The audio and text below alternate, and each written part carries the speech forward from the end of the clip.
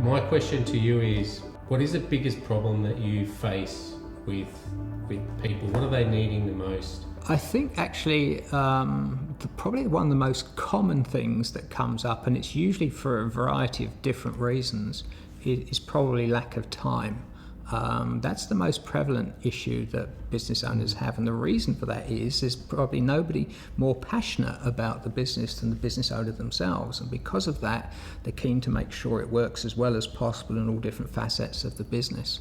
And the reality is you can't do everything, and you certainly can't do everything extremely well.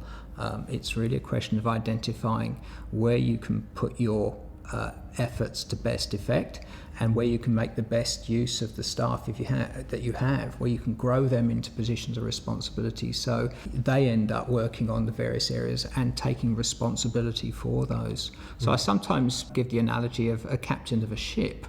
You may have become the captain of a ship because you're extremely good at navigating or really good at stoking the engines in the old days, but just purely because you are good at those things, because you are competent, doesn't mean to say you should continue to do those. So being the captain of the ship means staying on the bridge and making sure everybody else is taking responsibility for their particular areas, and making sure you know how to get the right information from those areas to make the right business decisions. And the more you can do that, and I've seen you do this, the less busy you become, but the more effective you become, because you're making a greater contribution through your support and investment in staff and systems and processes to get the various results.